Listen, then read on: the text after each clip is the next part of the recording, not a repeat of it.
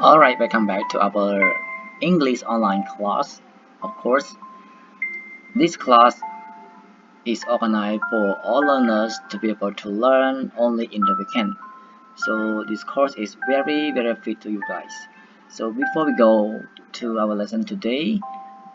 let me introduce or briefly about our lesson today. So today we're gonna learn about past continuous. អូខេ so ឲ្យទាំងអស់គ្នាអញ្ចឹងថ្ងៃហ្នឹងយើងនឹងមកតមេរៀនរបស់យើងគឺយើងនឹងរៀនអំពី past continuous ឬក៏យើងអាចបកស្រាយខ្មែរថាអតីតកាលកំពុងបន្តអូខេចាប់ផ្ដើមតែម្ដងអូខេយើងចាប់ផ្ដើមតើអ្វីជា past continuous អញ្ចឹងនៅនេះខ្ញុំមាន past continuous tense also known as past progressive is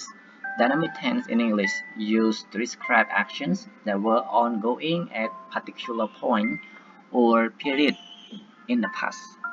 It emphasizes in duration or progress of an action rather than its completion.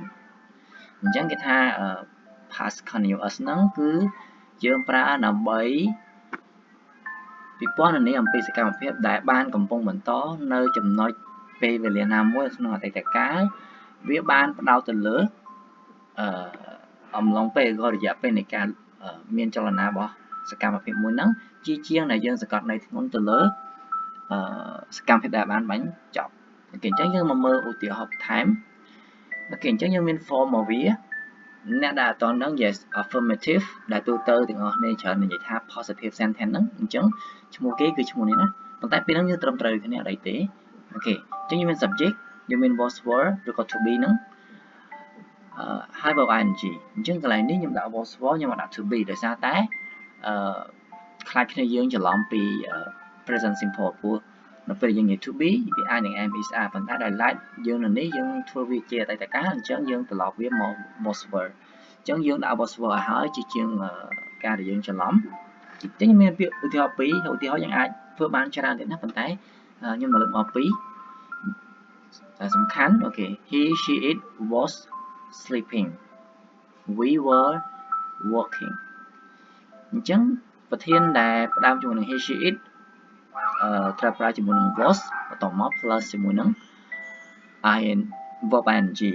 នៅក្នុងហ្នឹង yes ដែលអាចប្រើជាមួយ was បាន I ក៏យើងប្រើជាមួយ was ដូចគ្នាក្រៅពីហ្នឹងយើងអាចប្រើ were ហើយ plus ing ដូចជាឧទាហរណ៍មួយនេះយើងឃើញហើយ we were working they were working or you were working អូខេសង្ឃឹមថាអាចតន់អូខេតម្រងប្រយោគបដិសេធ or negative អញ្ចឹងយើងអាចមាន subject was were ដដែលប៉ុន្តែយើងមាន not នៅពីក្រោយ was were ហើយ plus verb ing អញ្ចឹង was ហើយនឹង were not ហ្នឹងយើងមាន contraction យើងអាច wasn't and weren't អូខេ again យើងអាចអានថា wasn't and weren't អូខេឧទាហរណ៍ I wasn't reading អូខេ you weren't playing ឃើញទេឃើញទៅនេះគេសរសេរគេប្រើ construct គេប្រើអក្សរកាត់អញ្ចឹងបើយើងប្រើសម្រាយក៏បានដែរ I was not reading you were not playing បានដូចគ្នាណាត្រឹមត្រូវគ្នាពីនឹងអត់ខុសទេinterrogative ឬក៏ question tense ហ្នឹងអូខេប៉ុន្តែនៅនេះខ្ញុំបង្ហាញតែអំពីការដែលយើងធ្វើ short question ឬក៏ធ្វើ yes no question អញ្ចឹងយើងគ្រាន់តែលើក was were was ហើយនឹង were ហ្នឹងមកដាក់ខាងមុខមកបើសិនជាយើងប្រើ was អញ្ចឹងប្រធានរបស់យើងគួរតែ I he she it តែបើយើងប្រើ were អញ្ចឹងប្រធានរបស់យើងគួរតែ you we they ហើយបន្តមកយើងដាក់ subject មកបន្តមក complete ជាមួយនឹង verb ing ឧទាហរណ៍នៅទីនេះ was I reading were you playing នេះយើងអាចទៅសេអញ្ចឹងបានគឺត្រឹមទៅតាមវេយ្យាករណ៍អូខេ key to use past continuous អញ្ចឹងយើងមានប្រមាណចំណុចដែលយើងត្រូវចាំបានដែរអូខេto describe an action that was in progress at a specific time in the past អញ្ចឹងគេថាដើម្បីបញ្ជាក់ឬក៏ពិព័រណ៍នេះអំពីសកម្មភាពមួយដែលកំពុងមានចលនាបន្តទៅមុខនៅក្នុងរយៈពេលកាលជាក់លាក់ណាមួយនៅក្នុងអតីតកាលអញ្ចឹងយើងមើលឧទាហរណ៍ខាងស្ដាំដៃ At 8 p.m. last night I was studying for my exam អូខេអញ្ចឹងគេបញ្យល់យ៉ាងណា The studying was ongoing at that specific time អញ្ចឹងមកថាម៉ោង8យប់មិញហ្នឹងជាពេលដែលជាក់លាក់ហើយយើងប្រាប់គេថាខ្ញុំកំពុងតែ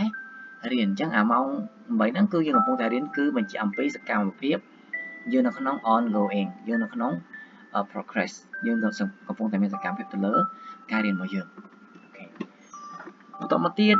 គឺយើងប្រើ to describe a longer action that was interrupted by shorter or completed action often past simple អញ្ចឹងក៏